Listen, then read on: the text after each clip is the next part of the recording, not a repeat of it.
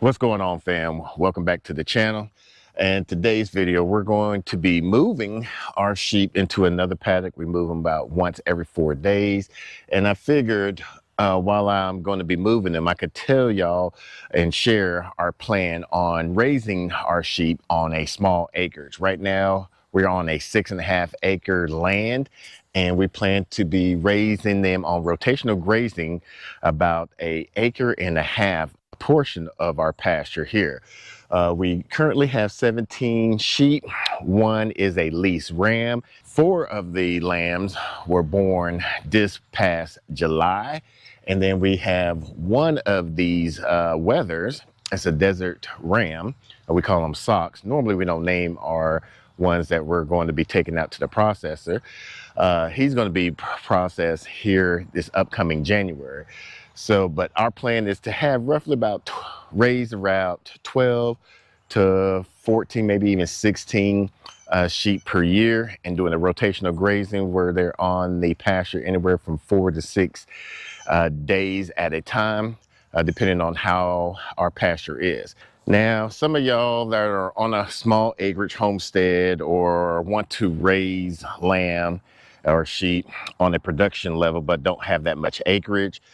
So I'm just going to share to you what our plans are to raising sheep on a small acreage, especially rotational regenerative farming. Hopefully that plan will be able to exist and you can take it and incorporate into your plans, but we'll see. Now, currently, I have their shelter already in there. The way we moved them, we couldn't really put them in their current paddock where they're at right now. But we have them situated here. Now I just got to go get their hay. And I think since we've been having a lot of moisture, getting some rain, and supposed to get some rain tomorrow, might even get some tonight, get some tomorrow, we'll be able to put the hay back into their barn, into the hay shelter there that I built out of some IBC totes. We took it out of there because we noticed that a lot of them getting some abrasion and some crud in their eyes and stuff like that. Look almost kind of like they were getting pink eye or something like that. So we kind of reduced the irritation, sprayed their eye with some spray, so that way it would reduce the issues. And we noticed now that none of them have that issue anymore. So we're going to try to put the hay stand back inside their paddock to see if they do happen to have any more issues. If they do, we're just going to take it out by the end of this coming up July. We'll have our reduction of animals, of lamb, and so we can put that back into there so that way they're not all fighting inside of there.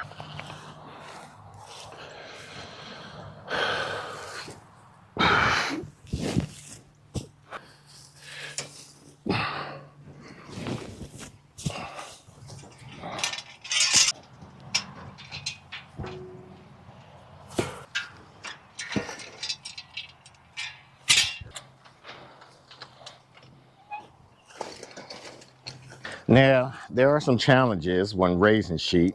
One of them is parasites, especially if you're going to be raising them on a small acreage, and if you want to raise a lot of them. So we're going to be talking about our issues with those and how we plan on decreasing that chance of obtaining with the sheep. Because your sheep is going to have some type of parasite. They have some in their stomachs. You just have to mitigate that, if I'm using that word correctly, to where it doesn't cause them any harm. And one of that ways is to rotational graze.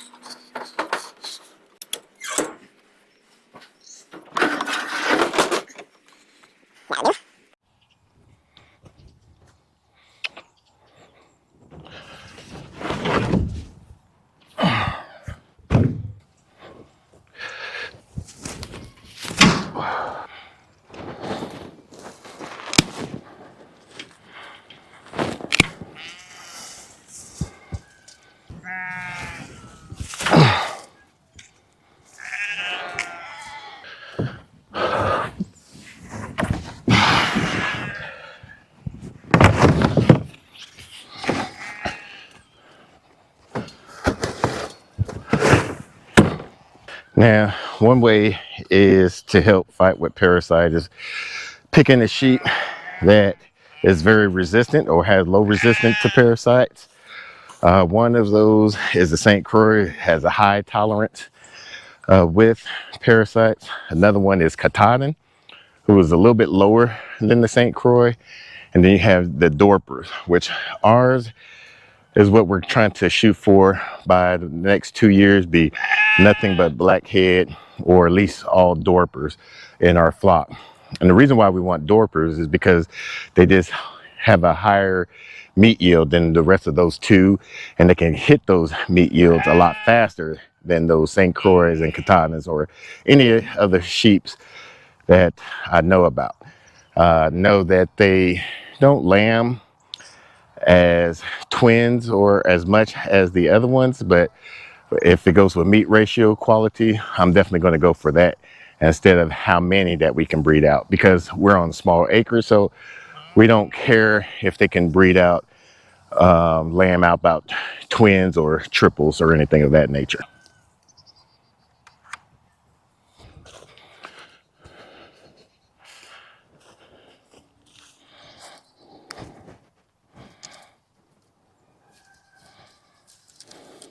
Yeah. Nah.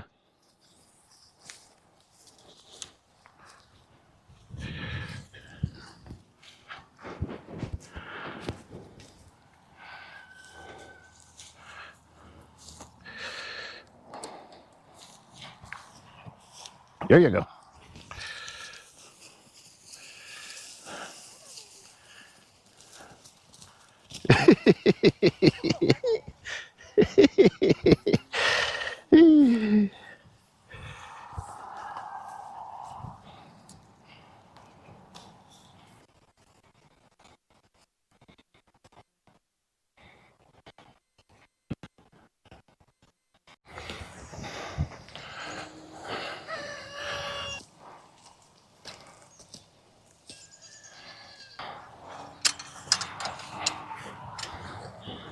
Another way that we try to help with parasites or reduce the parasite load and keeping our sheep healthy is by applying free choice minerals. Here we have Redmond conditioner.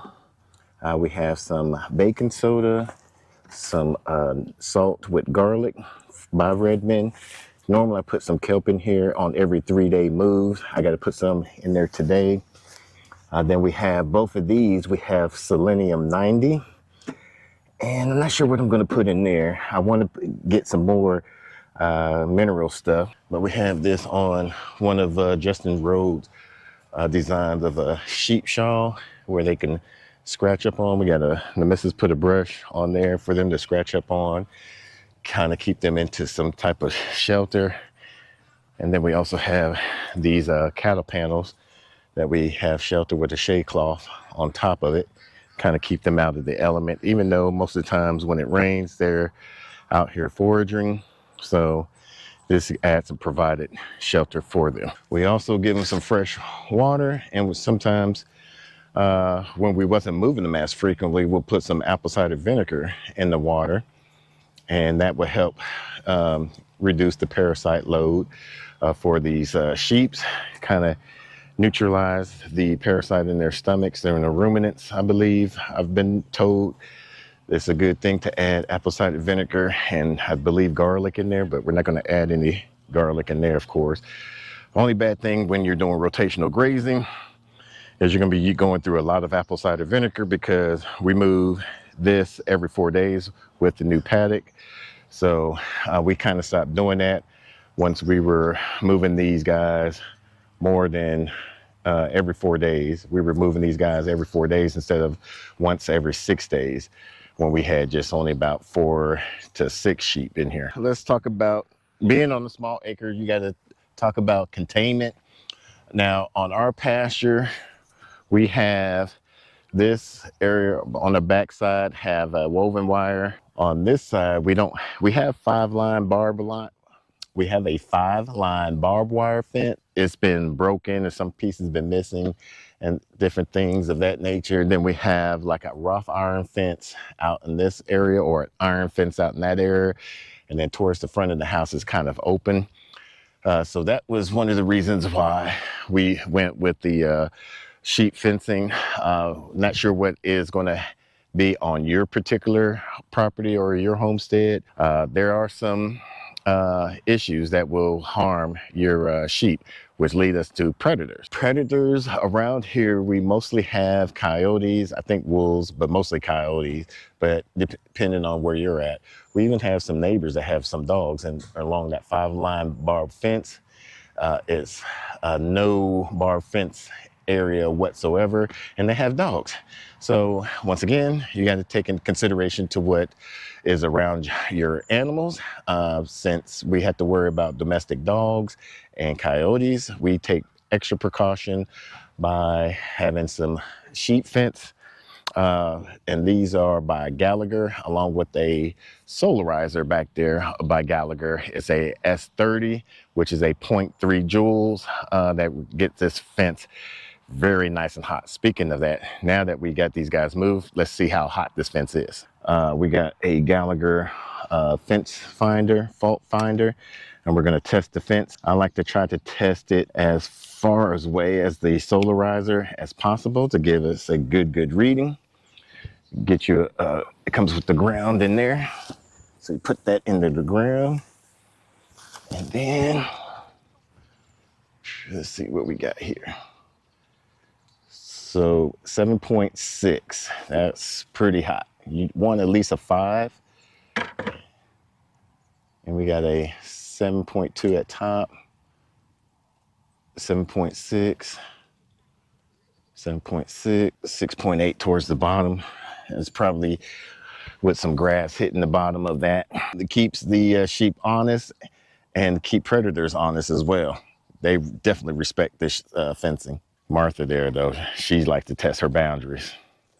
All right, so now let's explore the space requirements for having sheep. This paddock that I'm currently in, it is roughly about 288 feet long and roughly about 260-ish feet wide, roughly about a little bit over an acre and a half, under 2 acres, let's say, to speak. And what you should take into consideration is your pasture of the quality space that you need to have if you're going to do small acreage, raising some sheep. So I was looking online and was seeing that for small acreage, you probably, especially if you want to start raising sheep, you want to probably start anywhere from 2 to 4 sheep. Some people have said that you should start with a wether or a ram.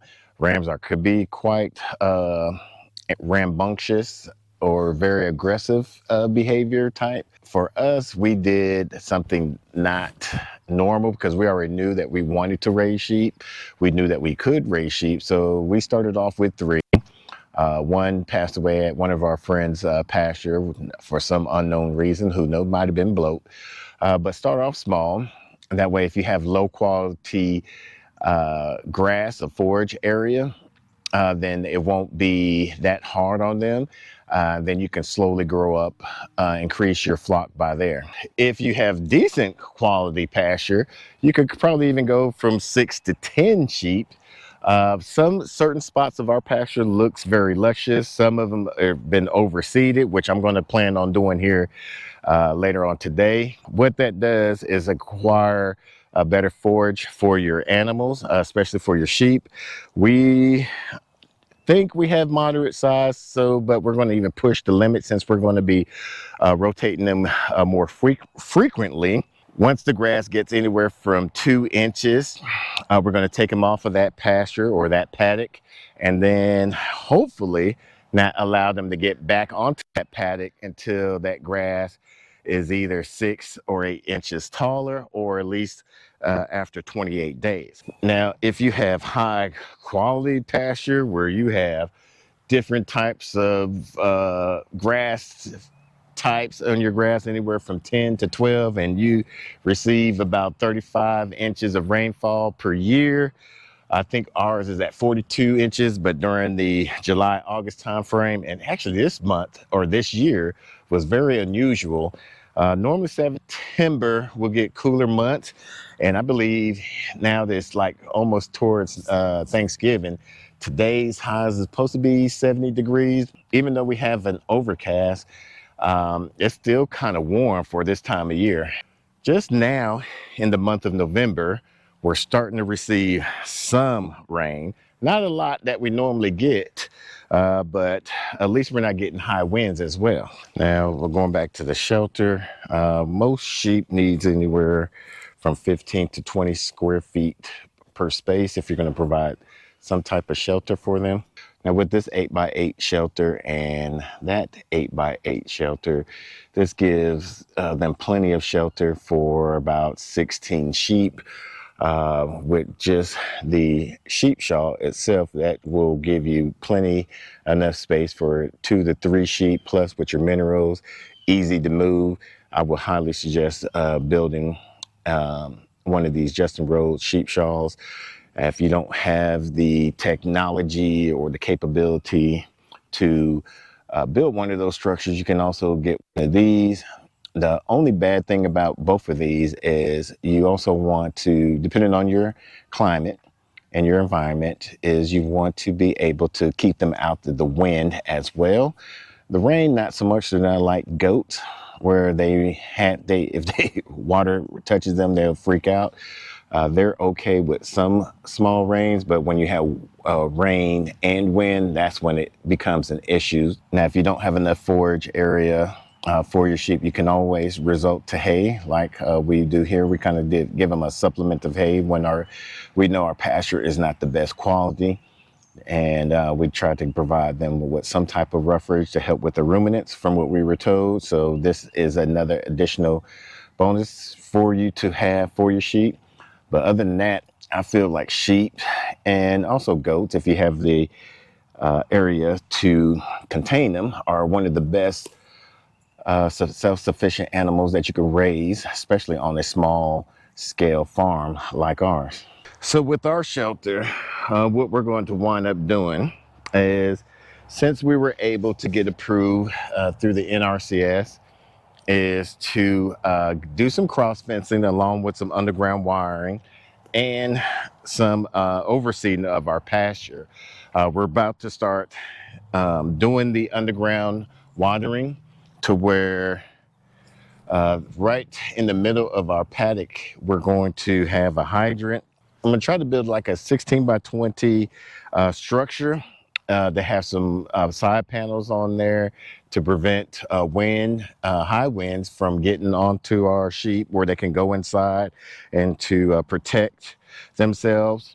Hopefully I could have an area for some storage for their feed and hay and whatnot, and it just be in a centralized location, so that way that they can still move around and go into each paddock, but that one centralized location will be their main home.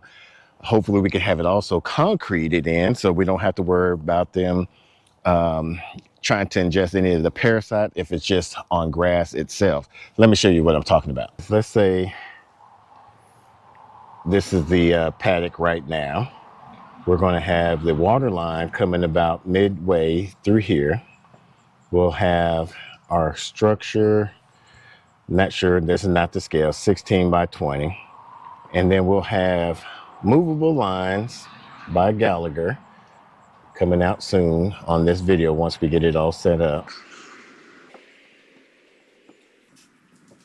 What we do is, this will be the permanent structure right here. We'll have a water trough. We'll have some gates. This will be all fenced in. We'll have some gates, probably like a 4-foot gate for them to go in and out. All of these gates will be closed off, and except for the gate that they need to go in. So let's say, for instance, this is one of the paddocks. They'll go here, 2, 3, 4, 5, 6, 7, 8. And you could possibly do this to any scale. You have one paddock where they'll be in here for 4 to 6 days, depending on your grass and whatnot. You will have an area for them to get some water, some area for us to store some minerals for them. We'll provide a mineral block area for them to, haven't decided how I'm going to do this, but basically allows, once they go into the next one, they'll go in here, we'll close off the gate, open this gate, and then they'll be able to go in here, forage in here for 4 to 6 days, come in here for shelter if they need to. When it's time to move on to that one, close off this gate, open this gate, and just basically do that all around. Now, currently in that back pasture, we have a tree there. I eventually want to put some more trees so that they're not just all in this particular shelter was. Maybe put a tree here, maybe put a tree here. Definitely some trees on this back area, because this is east and this is south, north, west. As the sun is rising there, actually, up, I'm wrong. That's west. So as the sun is setting there, it's going to cast a good shadow. Maybe put another tree right there for them to allow some forage there. Probably put some trees over here to allow, when the sun rises, it'll provide some shade for them. And then as the sun is right up on top, they can use this shelter for shade, and then they have some water. Comment down below, let me know what you think about that. For those that are new, we are new to this game. We were city folks that are foodies, started an urban backyard garden, sold our house out into the Dallas area to live here on the 6.5 acre land, where we raise anywhere from chickens for eggs, meat, ducks, geese, rabbits, sheep, and pigs as well. So if you're interested in learning more about our family and want to go into this lifestyle and see our journey, make sure you hit that subscribe button. And if you like this video so far, make sure you give us a thumbs up. It really helps our channel out. So that is our plans and goals for raising our sheep out on this pasture, so that way we have an adequate amount of sheep where it has less issues with parasites, give them plenty enough shelter, food, and water, and keep them healthy as best as we can, give them the best quality life. And what works on our farm might not work on your farm, and what works on your farm might not work on our farm. However, we try to take bits and pieces to incorporate everyone's idea to see if it works on our farm. Until the next video, let's grow together.